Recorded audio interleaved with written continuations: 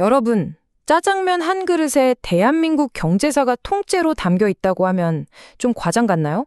오늘 우리가 너무나 당연하게 시켜 먹는 이 짜장면 뒤에 숨어 있는 정말 흥미로운 경제 이야기를 한번 파헤쳐 보려고 합니다.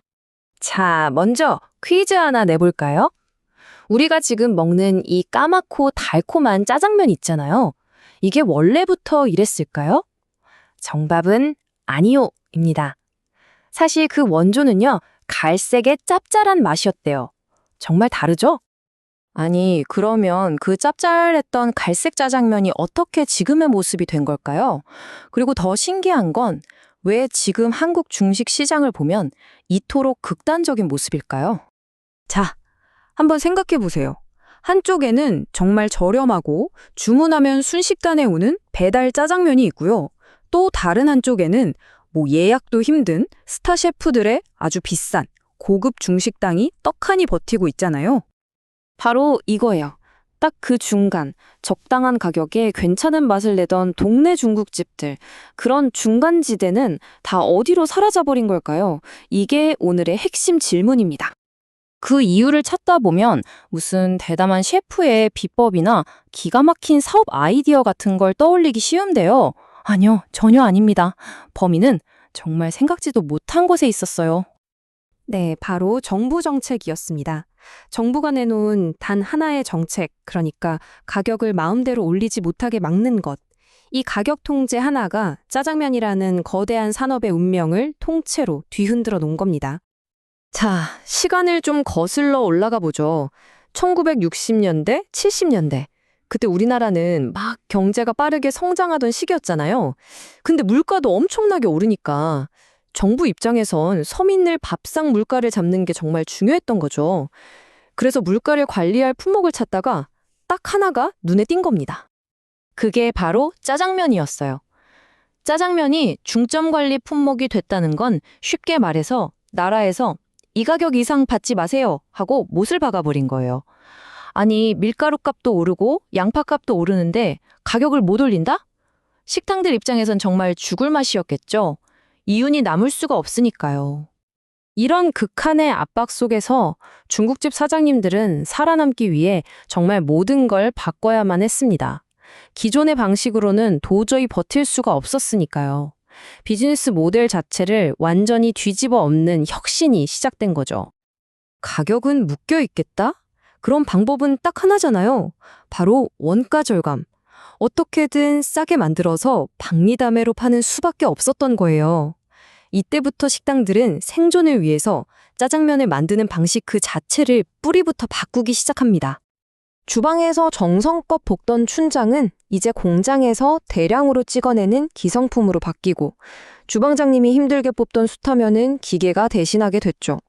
홀에서 손님을 맞는 것보다 오토바이로 얼마나 빨리 배달하느냐가 더 중요해진 거예요. 말 그대로 요리가 아니라 조립이 된 거죠. 심지어 우리가 서비스로 받는 군만두도 사실은 이 빡빡한 마진을 관리하기 위한 마케팅 수단이었던 거고요. 그런데 말이죠. 이렇게 수십 년 동안 오로지 싸게, 빨리에만 집중하다 보니까 전혀 예상치 못했던 부작용이 생겨나기 시작했습니다. 시간이 흐를수록 배달 짜장면 맛은 어딜 가나 비슷비슷해졌어요. 품질은 점점 떨어졌고요. 사람들에게 짜장면은 그냥 싸고 빨리 때우는 한 끼, 그 이상도 이하도 아니게 된 겁니다. 하나의 요리가 가질 수 있는 특별함이나 가치를 완전히 잃어버린 거죠. 시장에 거대한 품질의 공백이 생겨버린 거예요. 바로 이 지점에서 기회를 본 사람들이 나타납니다. 바로 스타 셰프들이죠. 모두가 싸고 빠른 것만 찾을 때 우리는 정반대로 가겠다. 최고의 재료로 장인의 기술로 진짜 요리를 보여주겠다고 나선 거예요. 그리고 비싼 가격에도 기꺼이 지갑을 여는 사람들이 있었던 거죠. 자, 이렇게 해서 한쪽엔 초저가 배달, 다른 한쪽엔 초고가 프리미엄, 중간이 텅 비어버린 마치 엽기, 바벨 모양 같은 지금의 시장 구조가 완성된 겁니다.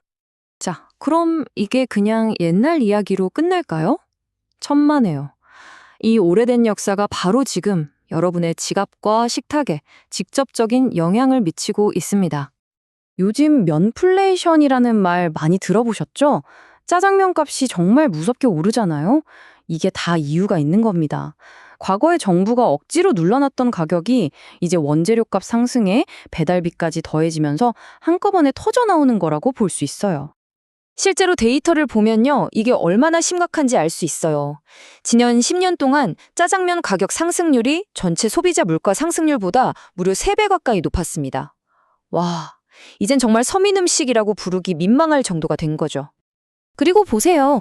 과거에 살아남기 위해 만들었던 그 배달 중심 모델? 이제는 거대한 배달의 플랫폼들이 이 시장을 완전히 장악했죠. 어떻게 보면 식당들의 처절한 생존 전략이 결국 새로운 거인을 키워준 셈이 됐네요. 자, 정리해볼까요? 결국 짜장면 한 그릇에 담긴 이 이야기는요, 그냥 음식의 역사가 아니었던 겁니다. 정부의 작은 정책 하나가 어떻게 시장 전체를 뒤흔들고 그 속에서 살아남으려는 사람들이 어떤 혁신을 만들어내고 그 결과 우리의 선택지가 어떻게 극과 극으로 나뉘게 되는지를 보여주는 정말 생생한 경제학 교과서 그 자체였던 거죠. 오늘은 짜장면의 비밀을 파헤쳐 봤습니다. 어떠셨나요? 그렇다면 지금 여러분이 가장 즐겨 먹는 그 음식, 그 한 그릇에는 또 어떤 놀라운 이야기가 숨어 있을까요? 한 번쯤 생각해 보는 것도 재밌을 것 같네요.